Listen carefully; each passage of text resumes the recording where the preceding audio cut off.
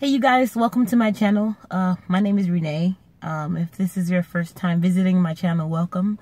Yeah, so today I was thinking about, just doing like story time. I was listening to this song called My Story, and it's by Big Daddy Weave. It's a Christian artist. If you get a second, you should look it up. I'll probably put it in the description box. But yeah, he was just basically saying, if I tell you my story, it's basically telling of Christ. And so I'm like thinking, man, them lyrics are so deep. And so I just wanted to share like a little bit about like my story. So I remember being like 13 and my dad leaving to another state, and I was just lost and broken basically. I was trying to look for some stability, something to grab, and I feel like at that age Satan just, he used the opportunity to try to change and mold me to be something that I was never called to be in my life.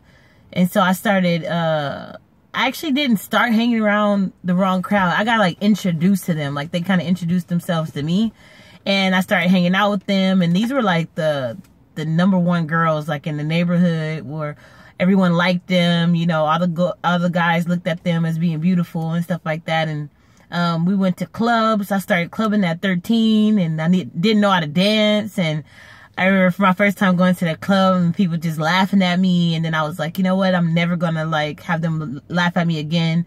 And then I learned how to like club dance. And I just remembered like coming to Christ after all of that. Like after I already like, fitting in and having a crowd to hang with. Then I went on to high school, and that whole crowd just kind of changed, and we were no longer friends because of life. And then I went to high school, and then I remember having the boyfriend, the 4 best friends, and then the car and a job, and I'm still feeling empty. Like, I feel like I had everything but still empty. And then my dad being all the way out in another state, and it was just like,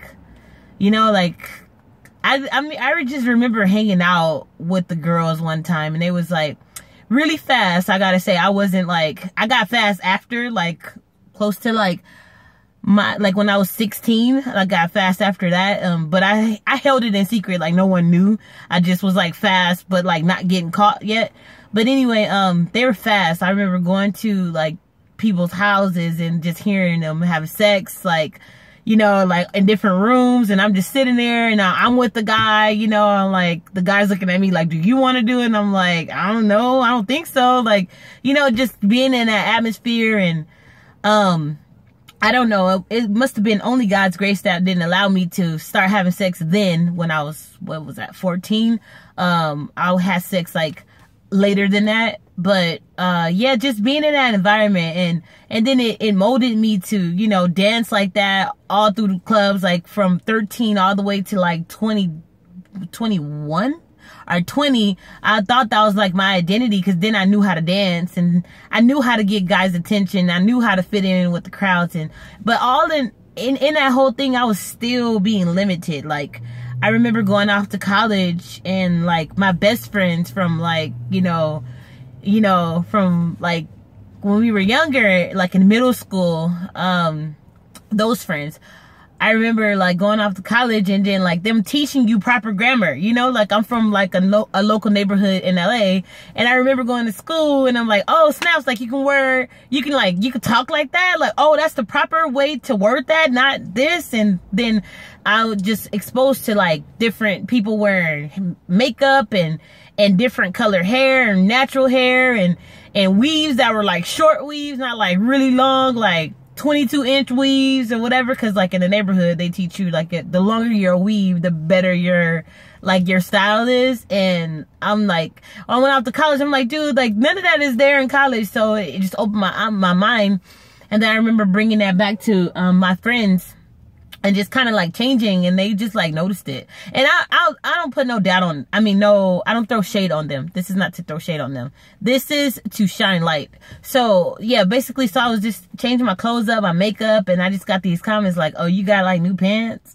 Or like, why are you wearing all that makeup? Why are you talking like that around us? Like, and then it was just this whole like not acceptance thing.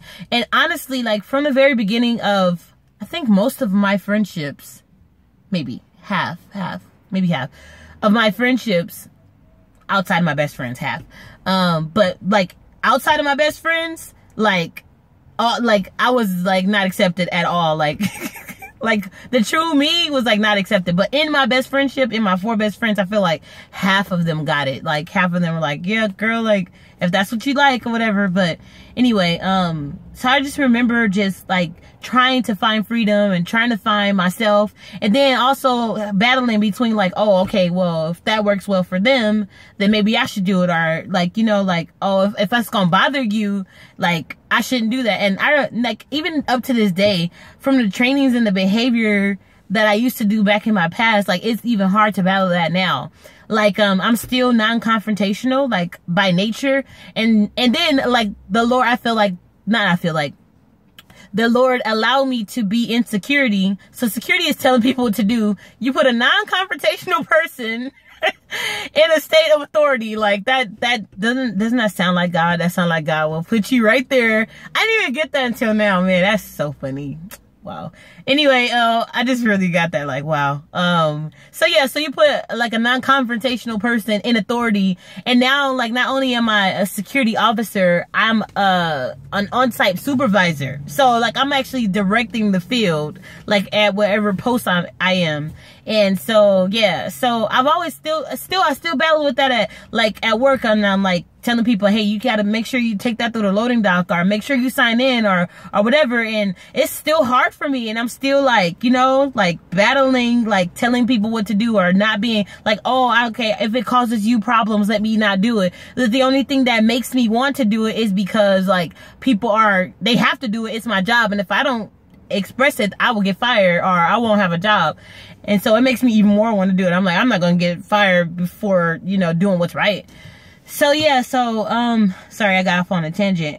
To bring this all back, I just like in that song My Story by Big Daddy Weave, like he says, oh, to tell you my story is to tell of him. And I feel like, man, like from just witnessing the abuse in my like in my household, and like dealing with the abuse from when my dad left,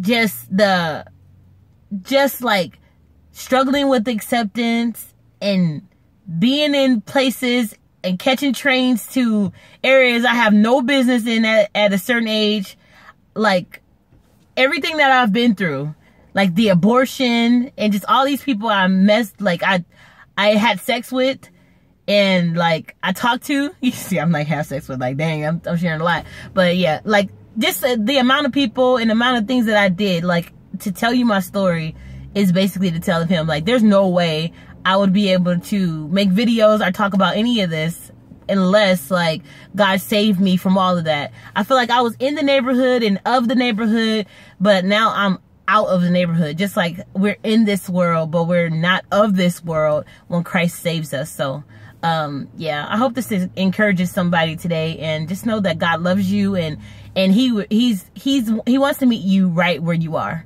God bless you.